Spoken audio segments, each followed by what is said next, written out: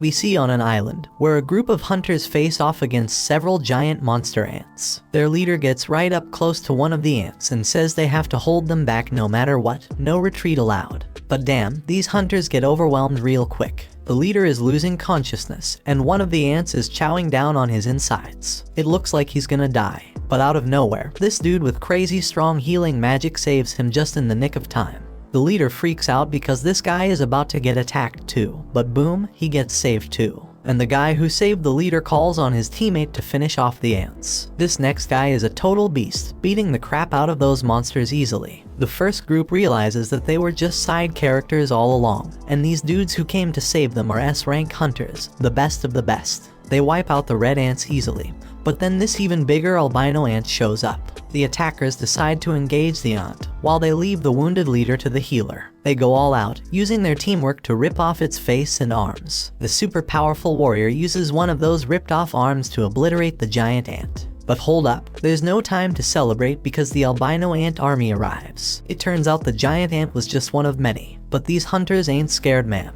The mage guy powers up his lightning, and the brute dude goes into full-on Hulk mode, ripping his clothes apart with his massive muscles. You can see their crazy fight from the city, where this other guy named Choi is relieved they made it in time. Choi's got his hands full because the city's got a serious ant problem too. But he handles it like a boss and lights it up with some serious flames, leaving only the colorless ones. And he's got a team of exterminators to help him out. We then learn that over 10 years ago, portals that could connect to a different dimension suddenly appeared in the world. And guess what? All types of monsters come from the portal. Only folks with special powers, called hunters, can fight them off. The hunters are ranked based on their magical abilities, from S rank being the highest to E rank being the lowest. But here's the kicker, once their powers awaken, they can't get any stronger, no matter how hard they try. 3 years have gone by, and that construction site is now a dungeon raid spot. We see this dude grabbing some drink before he heads in, and one of his friends calls out to him. He's surprised to see him there since he heard that Park quit being a hunter. That was true, but then the economy smacked him in the face after his wife got pregnant a second time.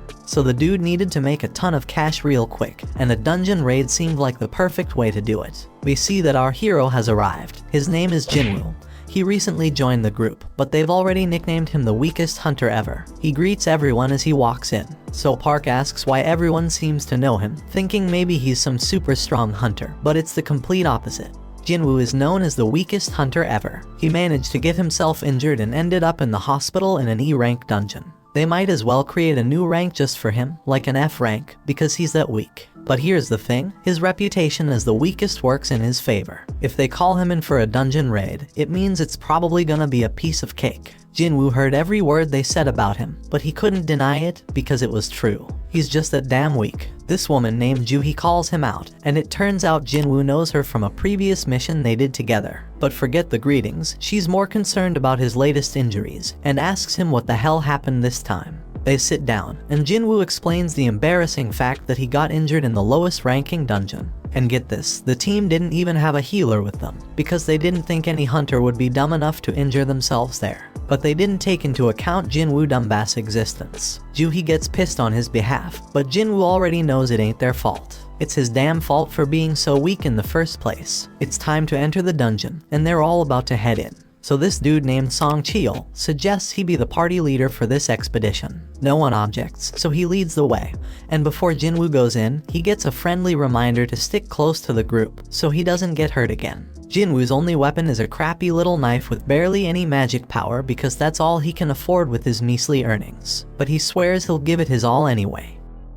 In another place, there's this president of the Hunters Association named Juhi. He just finished a meeting with the government. They warned him about something called dungeon break that they needed to avoid. However, these same people demanded that they get the goods obtained from the dungeon. The members of the association make their living by selling the stuff they find in the dungeon, so Juhi doesn't have a problem with that request. The crystals they get from defeating magical creatures are called magic gems, and they sell them for money. Now let's go back to Jinwoo. Somehow, he managed to get his hands on a magic gem. Of course, he's thrilled about finally getting one, but he quickly has to defend himself against a goblin. When Jinwoo attacks the goblin, Jinwoo's blade shatters to pieces. The goblin stabs our hero, and instead of fighting back, Jinwoo just stands there screaming. Luckily, the big guy from earlier rushes past the useless girl and saves Jinwoo. While she heals him, Jinwoo can only watch as the rest of the team does all the work. We then find out that magic gems obtained from high-ranking magical creatures can be used to make more powerful weapons to defeat even stronger creatures. Mana crystals from the dungeon can also be used as weapons, but they're not nearly as effective as the magic gems. The government wants to use these items as a new kind of energy source. It's safer, more efficient, and causes less pollution compared to other types of power. It's like the perfect green energy, and the government is desperately researching how to generate electricity from these gems and crystals.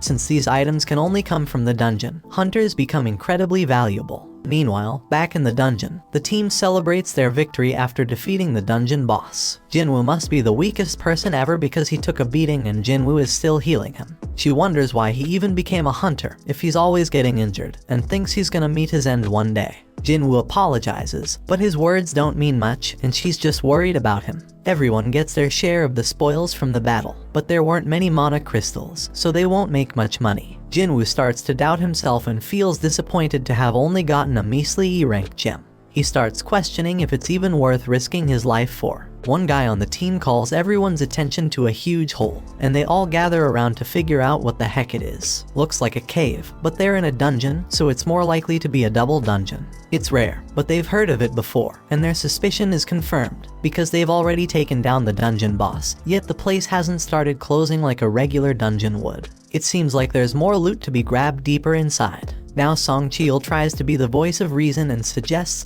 that they follow the normal protocol by informing the association about the double dungeon and following their instructions. But the team ain't down with that idea, because it means giving up all the untapped loot that's probably waiting for them down there. Then this guy Park says it's just an F-rank dungeon, and then he brings up his wife and kid, talking about how he needs to make more money to support them. Song Cheol gets the point they're trying to make, but he wants to hear everyone's opinions before making a decision. Each team member chimes in with a mix of approval for venturing deeper and the realization that this is a clear death trap. In reality, 6 voices are answering to go to the cave, while 6 voices want to turn back. That means someone needs to break that tie, and the only one left who hasn't voted is Jinwoo. The decision is left up to him, and he knows damn well that a D-rank dungeon is insanely dangerous for him.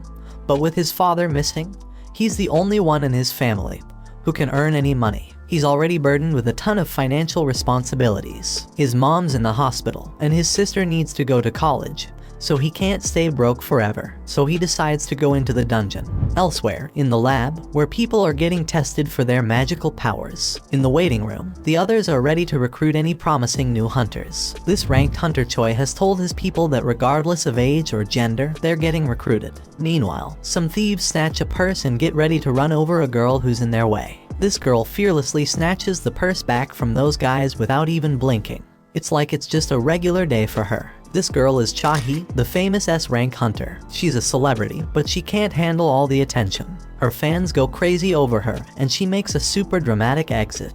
Back in the dungeon, the party has been walking for 40 minutes now, and they haven't found anything valuable yet. And the portal to a dungeon closes after an hour, so they only have another 20 minutes before they're out of time completely. Jinwoo says sorry to Joo-hee for making her come along because of his vote, but she's more pissed about how he doesn't worry more about his own life. If he had been stabbed just a bit higher, he'd be dead. And on top of that, she had a hard time healing his hands and feet. She keeps scolding him, and he realizes that it's only because of the B-rank healer that he can survive. Jinwoo feels sorry, so she suggests that buying her a meal would be a good apology. Our boy is taken aback by her forwardness, but before they can continue their discussion, the team discovers the boss's room. It's unusual to find such massive doors, so something feels off. Kim refuses to leave empty-handed and is determined to enter, with the others joining him.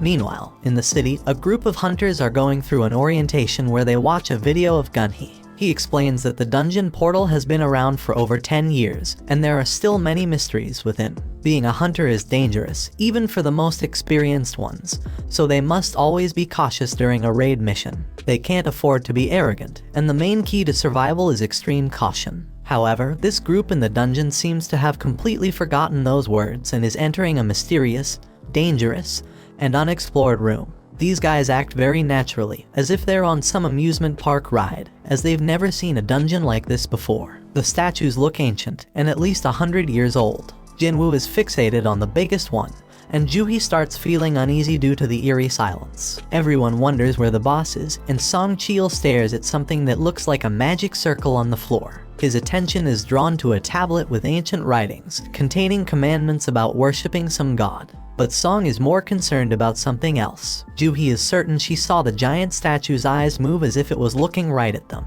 Jinwoo thinks she's just losing her mind, but everyone is shocked when the door suddenly slams shut. One dude on the team, who didn't even want to come in the first place, realizes something's off and tries to bail. But out of nowhere, one of the statues slices off half his body in an instant. Everyone loses their minds, because not only did someone just die, they got taken out so damn fast that nobody stands a chance against that power. Our boy turns his gaze back to the main statue, hoping that it doesn't move as well, but to his horror, it looks back at him. We take a peek into Jinwoo's past. The dude's been through some serious life or death situations. In his first mission, he got separated from his crew and attacked. Another time, he damn near starved to death while trapped in a maze. He's even been injured by some weak magic beast and ended up in the hospital for weeks. Even the lowest ranked, crappiest dungeons pose a real threat to this guy. Most hunters collect gems and sell them to buy better weapons, which they use to take down tougher beasts and earn bigger rewards. But not Jinwoo. He's stuck with a cheap little knife, and if that thing ever breaks during a fight, he's left fighting barehanded. His clothes are all raggedy with holes in them. He constantly gets mocked by others. He is stuck in this dangerous job that barely pays the bills. His only way to survive is by finding clever tricks and studying every little detail around him. Fast forward to the present, Jinwoo senses the danger oozing out of the giant statue, but he can't warn the others in time. That giant shoots out a massive beam from its eyes, causing chaos and destruction. The team is freaked out, unable to wrap their heads around what's going on. Joohee's trembling in fear, and his buddy Jinwoo is wondering how the hell things ended up like this. They're trapped with no way out, and even if Jinwoo gets lucky this time, he knows deep down he's gonna end up dead sooner or later. But our boy wished to catch the One Piece episode before he died. Song Chil tells everyone to stay put because the statue will strike again if they move. Jinwoo is too terrified to move, and Song thanks Jinwoo for his earlier warning, when he shouts for everyone to get down because he saved them all. Song is a seriously tough dude, and Jinwoo is shocked to see that he's missing an arm. Jinwoo needs to stop the bleeding for him because Joohee is freaking out and can't handle the pressure. She's a B-rank healer, but her fearfulness limits her to easy raids only. Song has been on plenty of B-rank raids himself, so he can tell that this statue isn't a rank, or maybe even an S-rank. The tablet had some stuff written about praising God or facing consequences, so Jinwoo figures that this statue must be the god it was talking about. We then find out that 10 years ago, these gates started appearing all over the place, and brought about all sorts of supernatural stuff. One result of this is people awakening special powers called hunters. Their job is to take down monsters in the dungeons, and once a hunter's power awakens, it stays the same. At school, Jinwoo's sister tells some girl about how her brother always ends up getting hurt. This girl can't believe that Jinwoo is a hunter and says she'd be a better hunter than him. Back in the dungeon, Song wants to come up with a plan to escape, but this one man gets impatient. He just signed up with some famous guild and doesn't want to die now. This guy is confident that his insane speed will get him out of there. He does have some crazy speed as he takes off running, but the statue disintegrates him, leaving only his fast feet behind. That makes it clear that this statue could wipe them all out in a heartbeat if it wanted to, and it could do it easily. So why doesn't it? Jinwoo realizes it must have something to do with the first command, which is to worship God. Jinwoo gets up, having come up with an idea, and gets a determined look on his face. Song is worried, but amazed to see that Jinwoo hasn't given up on surviving this mess, judging by the fire in his eyes. Jinwoo locks eyes with the statue and manages to prevent it from attacking at the very last moment. Our boy figures something out and tells everyone to bow down. Jinwoo thinks that if they show some respect to God by keeping their heads low, these freaky statues won't attack. Now everyone else is too damn clueless to come up with a better plan, so they all start bowing down to the statue, scared as hell, hoping this will save their sorry asses. But things get terrifying when the statue makes a terrifying face, moving mutton chop despite all the advice, and gets all pumped up because the statue ain't attacking anymore. And guess what? Everyone follows his dumb lead. But our boy he's say there's more to this crap. Right then, the statue makes a crazy move and stands the hell up. Now the supposed leader turns to Jinwoo, hoping he's got a plan. But damn, our boy doesn't, but for the fact that they can't break the commandments set by the tablet. The second commandment says they gotta praise God, so this brave dude with long hair steps up and starts praying to the damn thing. Everyone thinks it's working as the monster slows down, but Jinwoo knows better and reveals that the dude's words don't apply to this god. But boom, the statue stomps the poor guy, and everyone loses their minds. It's straight up chaos. Some random girl gets crushed, and everyone decides it's best to scatter. Park's thinking about his family, and how he can't leave them fatherless, but he makes the wrong move and gets sliced up by another statue. Meanwhile, Jinwoo's hauling ass with Juhi, racking his brain for a way to praise this messed up god. I mean, this monster's practically the devil, so how the hell do you come up with something to praise about it? But our hero knows he can't just ditch Juhi because everyone around them is dropping like flies. Jinwoo's freaking out, searching for any damn clue. He's checking out everything these statues are holding. Then he gets an idea and tells everyone to head to the statues that are holding instruments. So everyone follows his lead, and it becomes clear that these statues don't attack. Instead, they start playing their damn instruments. But when our boy gets to his statue, it's not playing any music, so he figures it doesn't work with two people. Jinwoo leaves Juhi behind, and that statue starts playing its tune. He hauls ass to find his statue, but damn, he nearly gets crushed. And then someone screams because Jinwoo's landed his sorry ass in front of the wrong goddamn statue. It slams its shield right on top of him, and Juhi goes nuts, screaming for Jinwoo. Our boy is still kicking, but he's in really bad shape, determined as hell not to give up. But damn, that giant's ready to finish him off for good. Jinwoo ain't ready to bite the dust, though even as that massive mofo stomps its foot down our boy. But guess what? Just in the nick of time, a statue starts singing, and we see Jinwoo made it to that statue just in the nick of time. He finally gets what it means to praise God, and the giant statue takes a chill pill and sits its ass down. Jinwoo tells Juhi he's fine, but she's shocked to see his foot ripped off. He tries to assure her he'll be alright, but she ain't having it. She's dead set on healing him, but her own body starts giving up on her. Everybody's in shock seeing how that goddamn raid went straight to hell. Some dude even tells Song that losing his arm was karma for leading them down this messed up path as their leader. Others think that's a bit too harsh, but Song takes full responsibility. But Jinwoo's way smarter than all these fools, because he knows there's no time for fighting because there's still one commandment left.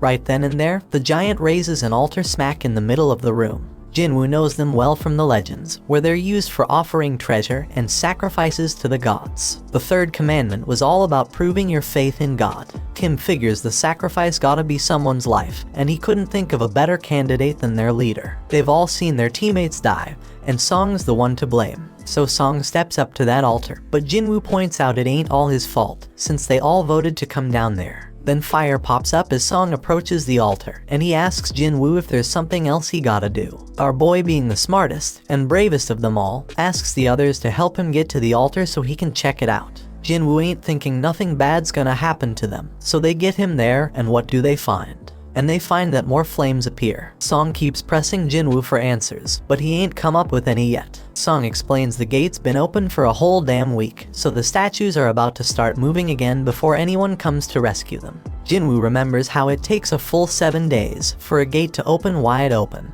and that's called the dungeon break. When that happens, their beasts can cross over to our side. The main goal of these raids is to defeat the dungeon boss and shut the gate down before that time's up. So if they can't beat this boss right now, that damn giant's gonna come barging into our world, and that shit's straight up terrifying. Back in their world, Jinna goes to see Jinwoo's mom, and they start chatting. But damn, their mom is in really bad shape. In the dungeon, Jinwoo tells the scaredy cats of the group to come over to the altar. He predicts that they need a flame for each person. Once they do it, more flames pop up, and the damn door opens wide. They're all freaking out, thinking it might be a trap. And to their surprise, the other statues start moving towards them. Everyone is panicking, but Jinwoo keeps his cool and starts analyzing the situation. This freaking genius is something else. He tells everyone to keep their eyes on the statues because they won't move if we're watching them.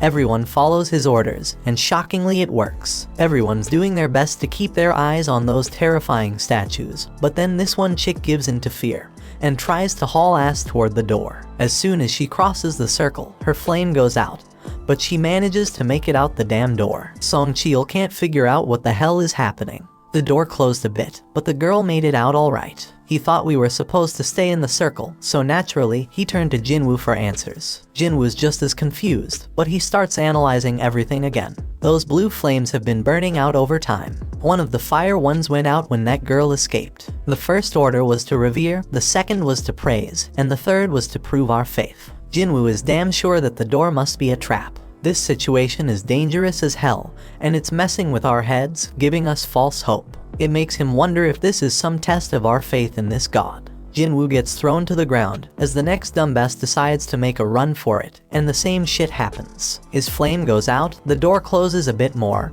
and he seems to escape. Kim starts thinking about leaving too, but Jinwoo warns everyone not to move. If anyone else leaves, we won't have enough eyes on the statues to keep them from moving. He reminds everyone that as long as we keep our eyes on those statues and stay put, we'll be safe. Jinwoo shows off his deduction skills once again, saying that the blue flames are like a damn timer, and when they're all gone, we can leave. Kim points out that there's also a chance we'll get trapped when the timer runs out. He admits he didn't expect Jinwoo, the weakest member, to achieve this amount of success. They're only alive thanks to him, but Kim's got a family waiting for him, and he doesn't want to die. He just wants to make it home, and can't risk Jinwoo being wrong. Kim says sorry and bolts out the door. Our boy won't have enough eyes to keep tabs on all these damn statues. Those statues start moving again. Jinwoo ain't about to bite the dust here though. Things are worse than ever, but he reminds himself that he's pulled through tough situations before. But damn, things are worse than ever now. But Song Cheol shockingly tells Jinwoo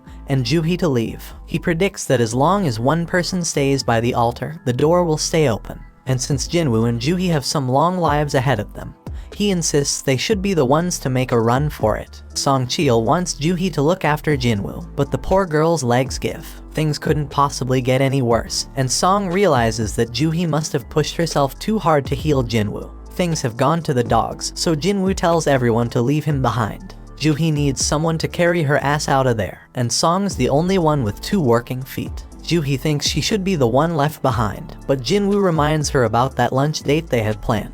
He hands her his gem so she can treat herself to a meal, and promises to get the change when they all make it out of this dungeon. Juhee won't ditch him, but Song apologizes and knocks her out. They're running out of time. He apologizes to Jinwoo too, and bolts with Juhee to safety. Our boy can at least find comfort in knowing he's the only one who's gotta bite it, and his only regret is not having a better damn life insurance policy. Our hero grabs hold of a sword, dead set on taking one of these statues down with him. He tells them to bring it on. Those statues go full savage mode, ripping into him as he fights tooth and nail to stay alive. Jinwoo thinks about how he has always been the weakest. He's constantly getting mocked for it, but he's always given it his all. These damn statues ain't letting up, they chop off his arm, and Jinwoo screams in pure agony. He's angry because it doesn't have to end this way after he poured his heart and soul into trying to become stronger. But these statues keep inflicting more pain, and thrash him about further. But despite all the setbacks, he can't help but think about how he gave everything he had to make it this far. He's a fighter, even with just a sliver of life left in him.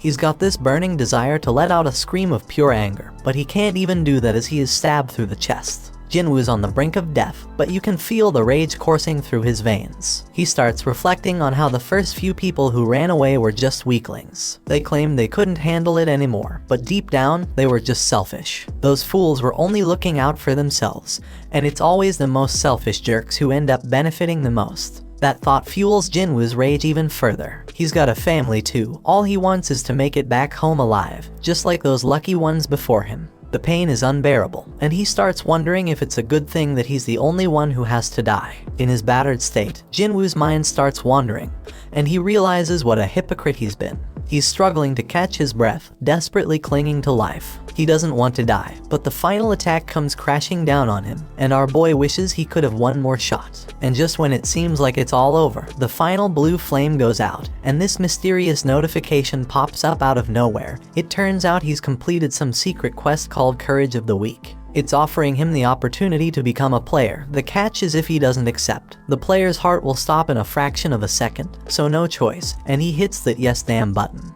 Right at that moment, Jinwoo wakes up in the damn hospital, and he's straight up shocked to find out that he's still got his damn arm. He remembers getting dismembered and all, but here he is, with his leg intact too. No sign of getting stabbed in the chest either, so he starts thinking, was that all just a crazy dream? And just when he's pondering this, some dude named Woo rolls up and introduces himself as the manager of the Hunter Association surveillance team.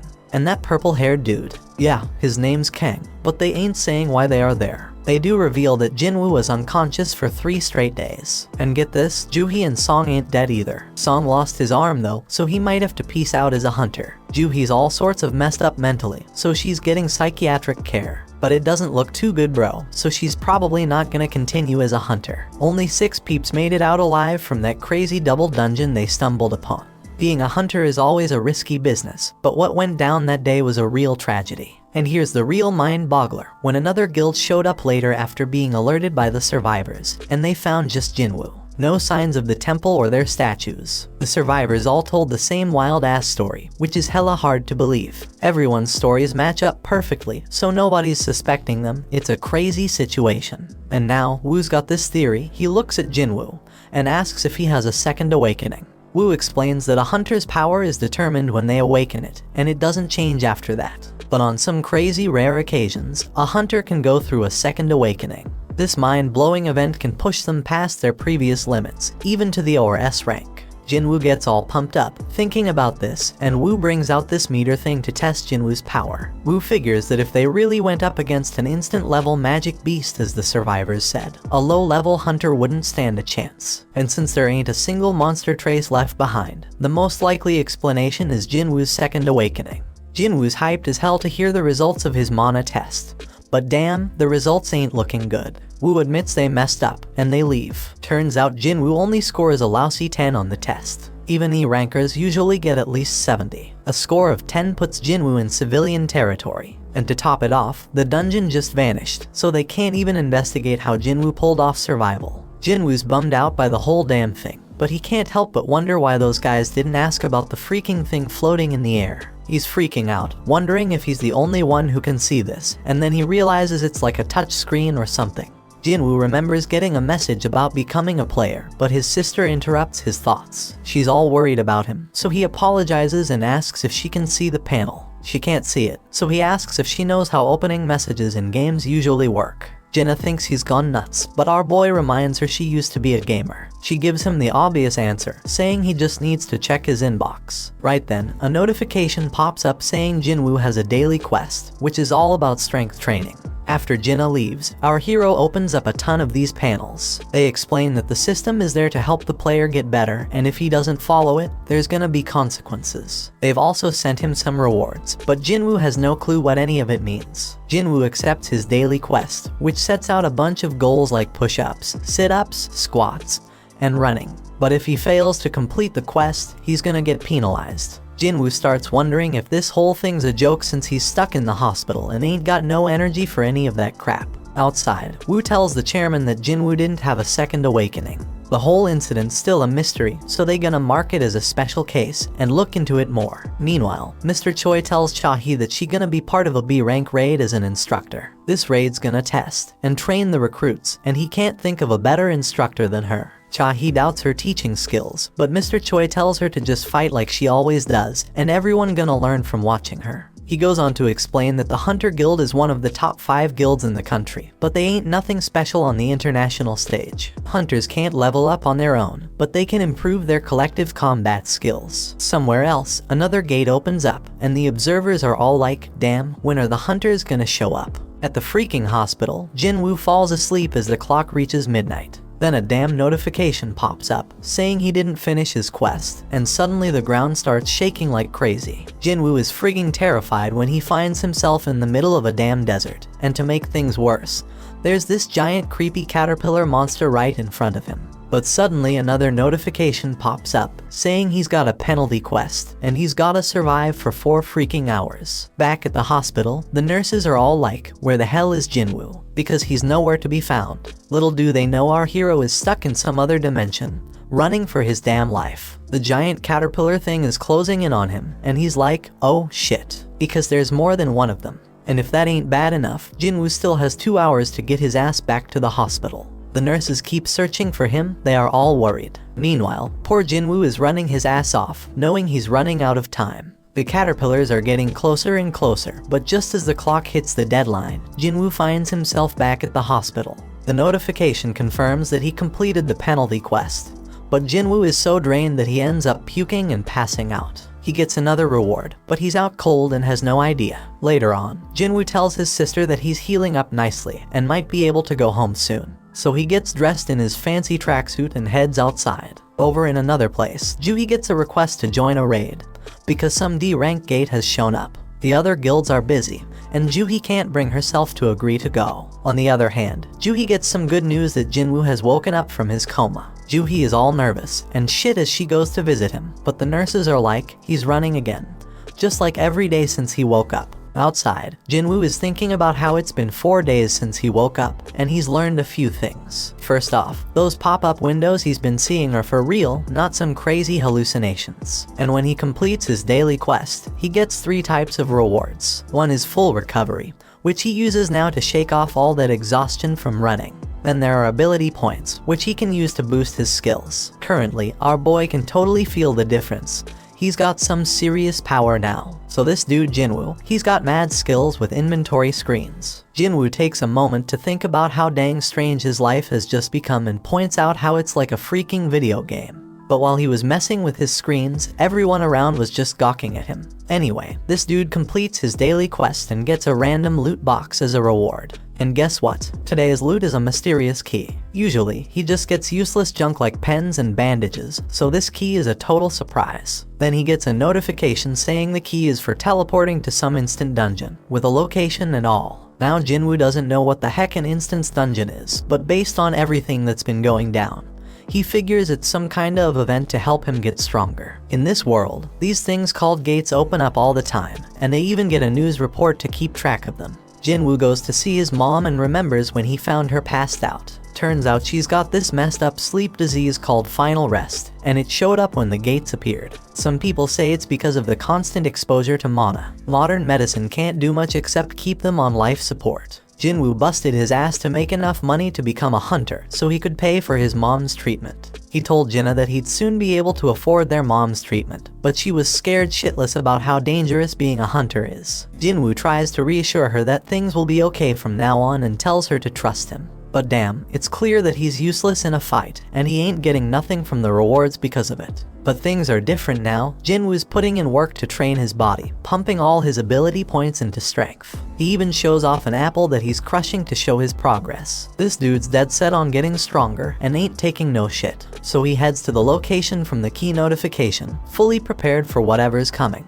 And if shit gets too real like it did in that raid, he'll just haul ass and run away. When Jinwoo pulls out his key, bam, a freaking keyhole appears out of nowhere. Jinwoo uses the key to unlock it, and boom, a mysterious gate shows up. So he walks through it, and guess what? A notification pops up saying he's in an instance dungeon. The exit's sealed off, but regular folks don't even notice it. Turns out this place is like a whole other dimension, and these instance dungeons ain't like your regular dungeons. He thinks it's kinda like a red gate, but he ain't got much info on those since he's never been in one. Jinwoo realizes he can't just run like he planned, and then another notification pops up. It says the only way out of this joint is by beating the boss or using a teleportation stone.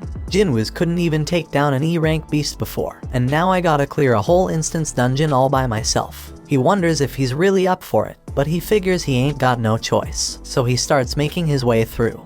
But damn, Jinwoo's confidence starts to fade real quickly. And it ain't without reason, because a bunch of goblins show up right in front of him. Jinwoo gets a flashback of when he got stabbed, and these goblins come at him. These little suckers are relentless, they're swinging and charging like crazy, but Jinwoo's doing a good job dodging and blocking them. But damn, he gets overwhelmed eventually. But you know what? Jinwoo gets pissed off and straight up stabs one of those goblins. He's feeling more confident after that, so he takes out the other two like it's nothing. Jinwoo can tell he's getting stronger, but out of nowhere, this beast shows up. It shatters his freaking dagger like it's made of glass. Jinwoo can sense this monster is way stronger than the goblins. As this creature stares him down, his legs freeze up. He's thinking, what the hell? Am I scared? Because he didn't think he was traumatized from the raid. But his legs keep trembling, and this monster starts its attack. Jinwoo barely dodges it, but it manages to scratch him. He ain't got no healer with him, so if he gets injured again, game over for him.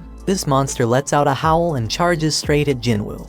Jinwoo is dodging like a ninja. He can't believe how damn light he feels. The monster tries to come at him again, but Jinwoo ain't taking that crap no more. He's done being a pushover and decides to throw a powerful punch. Damn, he can't believe how much stronger he feels after beefing up his strength. Sure, the monsters still got the upper hand, but Jinwoo ain't giving up without a fight for his damn life. His attacks ain't doing much though, so he's gotta focus on evading the monster's strikes. Now Jinwoo's at a loss for what to do next. He realizes he can't handle this alone, so he bolts because he ain't got no party or healer. All he's got in his bag is water and food, and he wishes he had a weapon with some magical mojo. But then, Jinwoo gets a freaking brilliant idea. He checks his inventory and pulls out a sword at the freaking last moment. And boom, he slices that monster in half with a sword. Jinwoo has no freaking clue how the sword ended up in there, but he remembers Kim saying he dropped 3 million on it. That's a weapon Jinwoo could never afford. But who the hell cares? It's an emergency, so he decides to make the most out of it.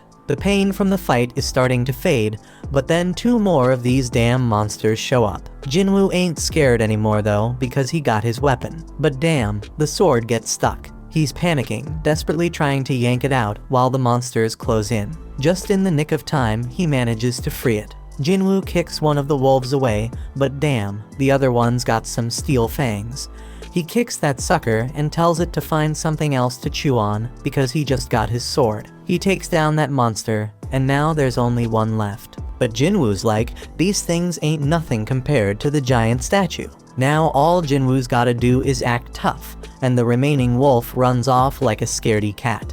When he finally gets a break, Jinwoo realizes he's reached level 2, something that never happened with his daily quests. He figures it's because this was real combat, and he realizes all his stats go up by 1 when he levels up. So he gets 5 points from real combat, while daily quests only give him 3. Fighting is more efficient, no doubt about it. He ain't sure exactly how much 1 point makes a difference yet, but Jinwoo's certain that strength is the most important stat of them all. He's got it at 32 now, and he feels like he's walking on air. He thinks the higher his base abilities grow, the more points he'll gain. Our boy is more fired up than ever now that he's found a way to get stronger. So he goes to check the beast for essence stones, but damn, he gets items instead. Like in games, Jinwoo figures this dungeon, and the magic beasts inside are different from the ones in gates. And guess what? He's shocked to find out his system has a freaking shop, but his level is too low to buy anything.